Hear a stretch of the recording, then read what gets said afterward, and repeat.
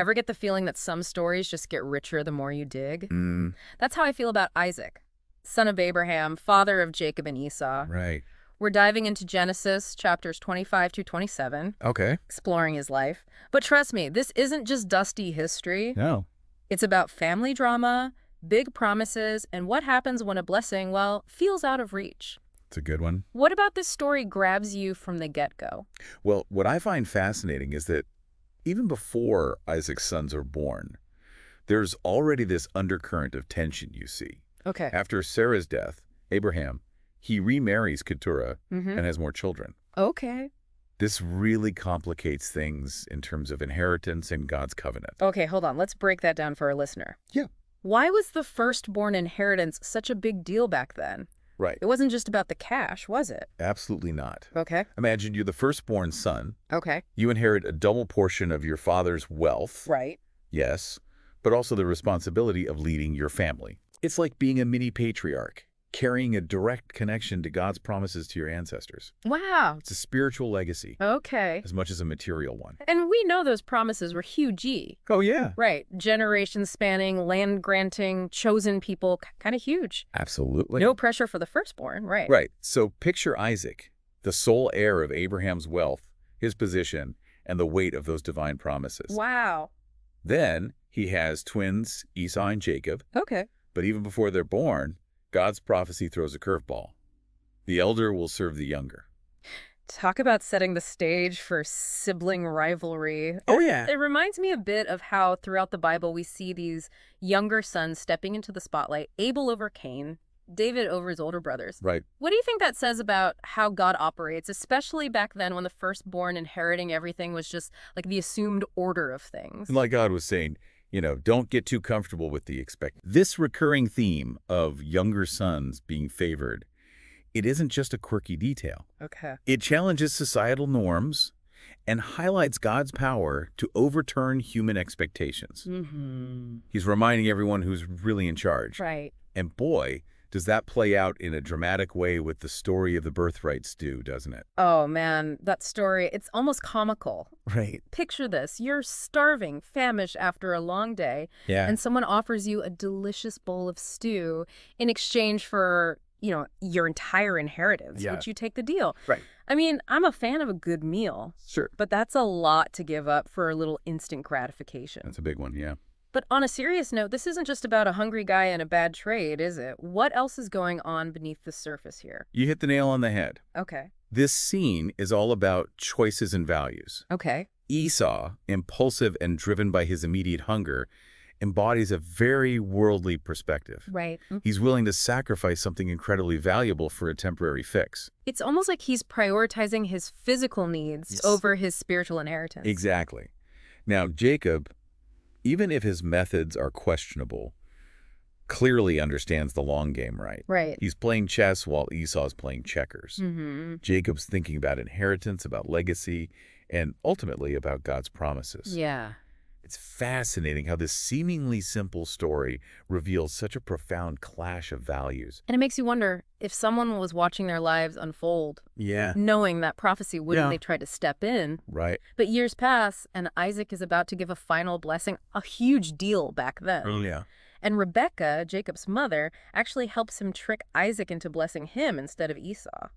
Wow. So not only are these two brothers at odds, but now their parents are picking sides. Yeah. Talk about a dysfunctional family dinner. It's like something out of Shakespeare, isn't it? Right. This tangled web of family dynamics, prophecy, and deception. And what makes it even more intriguing is that Isaac, knowingly or not, is trying to go against God's prophecy by favoring Esau.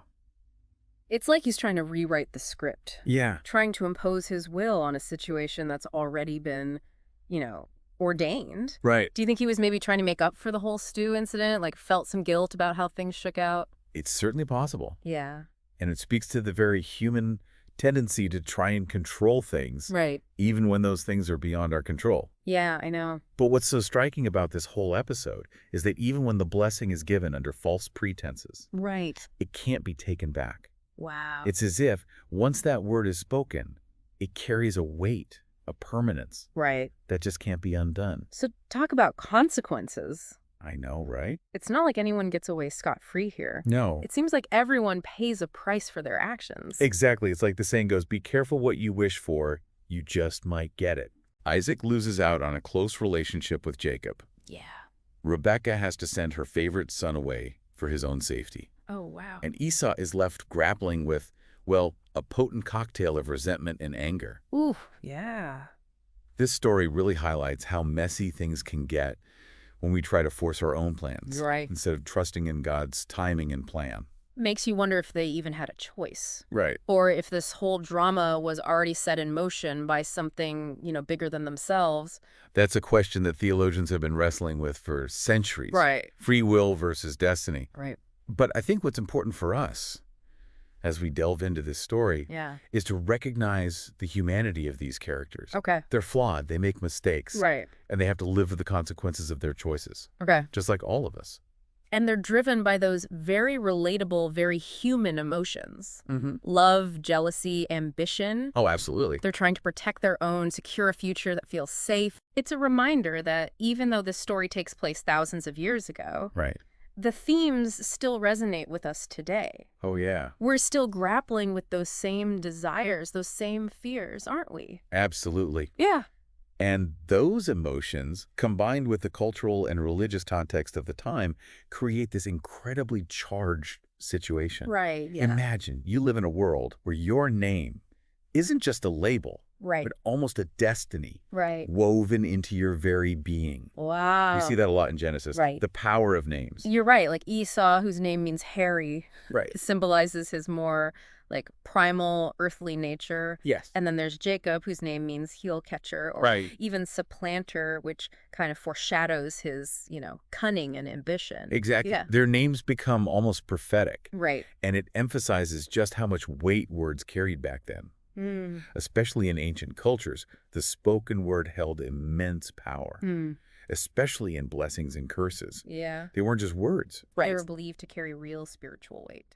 which makes that anti-blessing that Isaac gives to Esau even more chilling. Tell me about it. It's not just a family feud. He's basically cut off from the richness of the land Yeah. and destined to, live by the sword. It's a harsh reality, Right. and it underscores the very real consequences of Esau's choices. Yeah. But it also speaks to this larger theme of God's favor Okay. and how it can shift from one generation to the next. Right. Remember, God promised Abraham that his descendants would inherit the land, Right. but those descendants weren't limited to just one son. It's like God is always working through human history. Yeah, Sometimes in ways we might not expect. precisely. Yeah. And this story reminds us that God's plans are often far grander Right. and more intricate Yeah. than our own limited understanding. That's true. We might focus on the immediate drama, the sibling rivalry, the deception, Right. but beneath it all is this vast, overarching narrative of covenant and promise. Unfolding across generations. And that's what's so amazing about the Bible, isn't it? Mm-hmm. It's not just a collection of stories. No. It's a tapestry woven together with these recurring themes, these echoes of God's faithfulness, human fallibility. Absolutely. Yeah. And this story, in particular, has had a profound impact on religious traditions and beliefs. Okay. For instance, in Jewish tradition, Isaac's willingness to be sacrificed by his father, Abraham, Right. is seen as the ultimate act of faith and obedience. Oh, you're right. We haven't even touched on the binding of Isaac, Right. but it's a pivotal moment in his life. Oh, yeah. He's not just the son caught in the middle. Right. He's a man of profound faith. Exactly. Wow. And it speaks to Isaac's own legacy of faith, even amidst the complexities of his life and his Yeah. family. It's incredible how these stories can be interpreted on so many levels. It makes you think, doesn't it? Yeah. These stories, they're not just ancient history. No, they're not.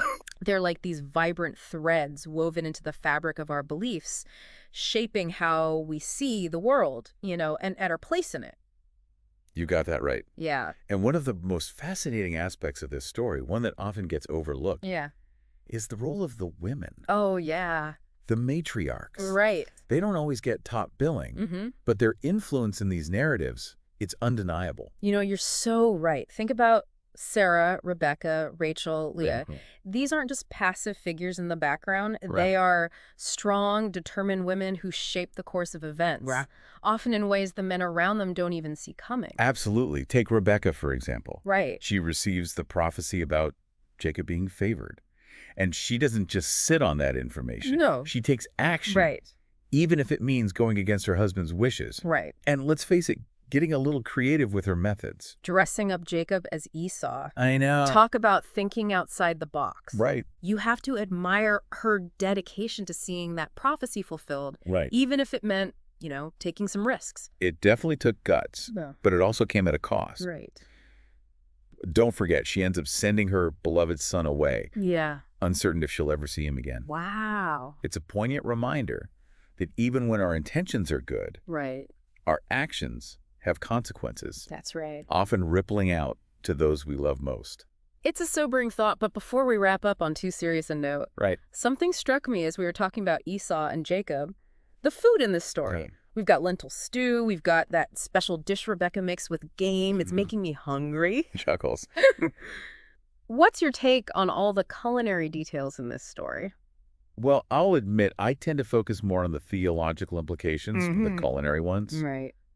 But you're right. Food plays such a significant role in these stories. Right. It's not just about sustenance. Right. It's symbolic. Exactly. Right. It's about relationships, power dynamics, maybe even spiritual nourishment. Yeah. Sharing a meal, especially back then, it was about so much more than just filling your stomach. Oh, yeah. It was about building bonds, showing hospitality, and reinforcing those social ties that held their world together. Precisely. Yeah. It was their version of breaking bread, Right. creating a space for connection and shared experience. Right. And when those meals are disrupted, like when Esau misses out on the blessing because he's late, Yeah. it throws everything into chaos. It's like a divine dinner party gone wrong. Laughing, perhaps. Why? But it highlights how important rituals and traditions were in their culture. Right. These weren't just empty gestures. Right. They were infused with meaning and significance. Okay. It's a good reminder that when we encounter these ancient texts, we have to remember the context. Right. What might seem strange or even shocking to us now Right. was perfectly normal back then. It's all about perspective, isn't it? It is. And speaking of perspective, this deep dive has given us a lot to chew on. It has. We've talked about the weight of inheritance, the power of blessings and curses, the complex dynamics of a family, trying to navigate destiny. Right. But for our listener, what's the one thing you hope they take away from this exploration of Isaac's life and legacy? That's a great question. Yeah.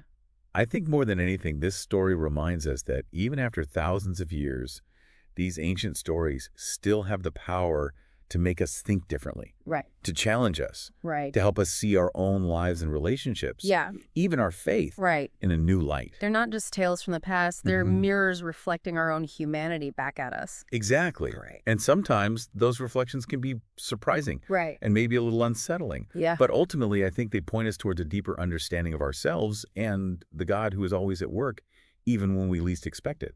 Wow, what a powerful thought to end on. Thank you, expert speaker, for walking us through this family saga and shedding light on Isaac's enduring legacy.